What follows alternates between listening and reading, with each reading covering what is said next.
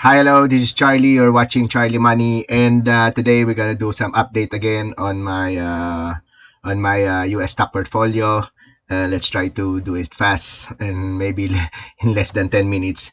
And then afterwards, I'm gonna be discussing to you some macroeconomics. There are stuff that's going on. The stock market has what earnings report this week, and then you have FOMC meeting Wednesday, Thursday, and then Jerome Powell will announce whether they're going to raise or not raise or just hold the existing Fed rate, and what else? And then you have problems with the yen carry trade, which I did a video now. So panoorin niyo yon and you watch that. Ano pa? And then you got gold, silver affected, and tech stocks are affected. So, but anyway, let's start the ball rolling. It's been 1 minute, and this is my current equity. Okay, it actually went down 920 this morning after the close in New York time. Okay, and what did I do to my stocks? I changed some numbers. I'm sorry, I changed some stocks. So I went all in with silver and gold, as you can see. Okay, I went all the way gold and silver, which is kind of dumb because if you're going to be investing, you should be like de-risking. So I'm risking my share of stocks. Okay, so I still have silver ETF, Sibanye, and then I added Goldfields, and what else? And I still have ASM, Avino from Canada. So I remove all my tech stocks that was SNDK and Western Digital and Seagate. Okay, but I'm planning to go back whenever possible. But right now, I'm playing the precious metals game, and I'm willing to risk it this week. Yeah. Okay, so with this, let's jump to the what to the computer, to the screen. Okay. Okay, we're here at the screen, my laptop screen, and let's read my portfolio calculation. Sorry, that was the dashboard about the yen carry trade, which we will be discussing later. So portfolio summary. Okay, total capital $756 and change. Total equity $958, the one that I showed you in the screen, using just a trading app called GoTrade here in Southeast Asia. And then total profit is $201 and change, 85, almost 202. Growth, 26.69% ang aking growth. Okay. Versus sa S&P 500, its growth year to date is 1.76. Okay. I have outperformed the S&P 500 by 24.93%. Well, sara mo na ng 25%. Okay. And my growth is basically almost 27%. But anyway, this had nangyari to sa within 7 trading days. Nagsimula ako ng January 2. I started in January 2, which is the first trading day. So technically, when we talk about my trade, it's always year to date, the time frame. Okay. So analysis, holding the milestone even with the $1 adjustment, because earlier I reported my equity went up to 959, but it went down a bit as we are reporting this. So I try to be as accurate as possible. Okay. So you are still holding strong. I'm still holding strong above $200 total profit. Okay. And the alpha battle, I am hovering just a hair under a plus 25% outperformance relative to the S&P 500. And climb to peak. I am now $33 away from my previous all-time high of 991. Actually, it went over that, but for the record, my highest is 991. The recovery from the 910 dip remains very healthy. Yeah, because because during January 26, which is technically just yesterday, the S&P, after the close, my portfolio went down 910 because of the volatility. There was sell off in all major stocks that I have. The miners, even the ETF went down. Okay. Later we'll try to discuss that as well. And then what else? Consistency. Okay. Despite the small fluctuation, your growth remains at 15x the market average for the year so far. So that's nice, right? That's nice. So what else? So actually, I added the S&P 500 here because I want to show to you guys na. Okay, a reminder for those who are new here and watching my video. My videos are for beginners. This is not for professionals. So I will actually make mistakes and I will share my mistakes and I will share my growth and underdevelopment. I will share my losses too because when we lose, we make mistakes. That's where we learn. So along the way, we will pick up some knowledge. Why did we lose? Why did we win? What did we do right? Di ba? Anong tamang ginawa natin? What's the wrong things? No, ano yung mga mali na ginawa natin? Okay. So so hopefully majority of those who are watching are from the Philippines. I'm just hoping. Anyway, the reason why I'm speaking English because sometimes there are others from another country who are watching YouTube. Okay, so I'm trying to you know give leeway in terms of communication. Okay, so analysis. We've done the analysis and let's check the Japan yen carry trade, which I like to discuss. So as of today, January 27, Manila time, Tuesday. Is it Tuesday or Wednesday? It's Tuesday. Okay, so Tuesday, the market has just received a jolt from two directions.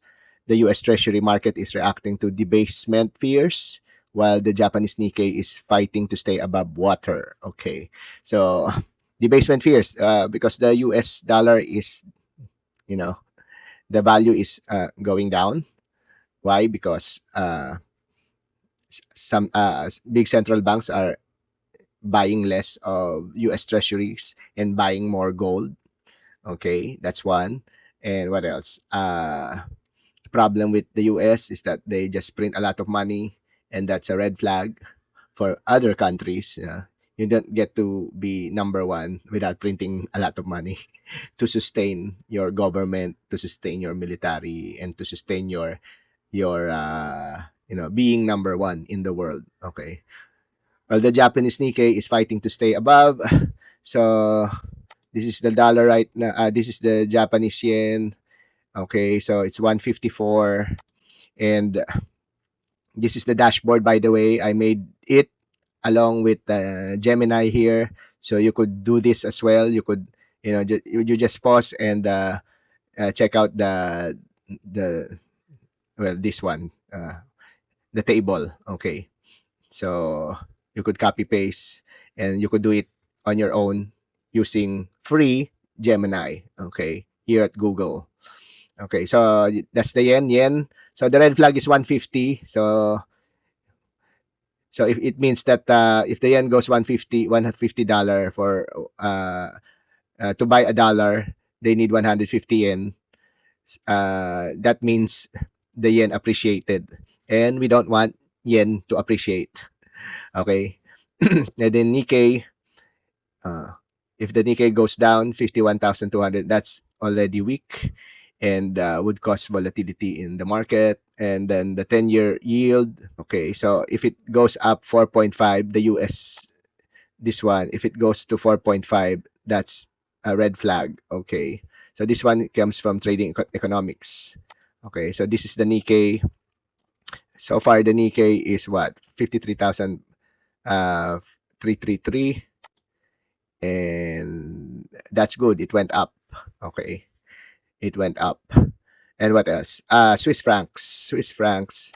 Oh, by the way, this you have to watch after the FOMC meeting, and we don't want the U.S. Treasury to. We don't want the U.S. Treasury's yield, the 10-year to yield up to 4.5.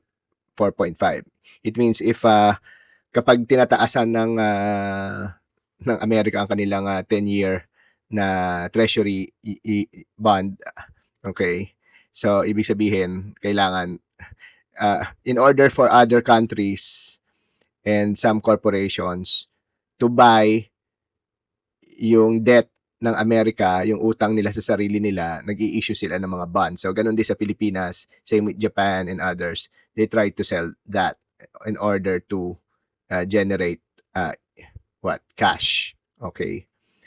But in order to do that, kung namimiligro yung economy nila, you have to increase yung yield, di ba? Ba't ako bibili ng bond mo? Why should I buy your bond or treasury bills if the percentage is low? So it's not attractive.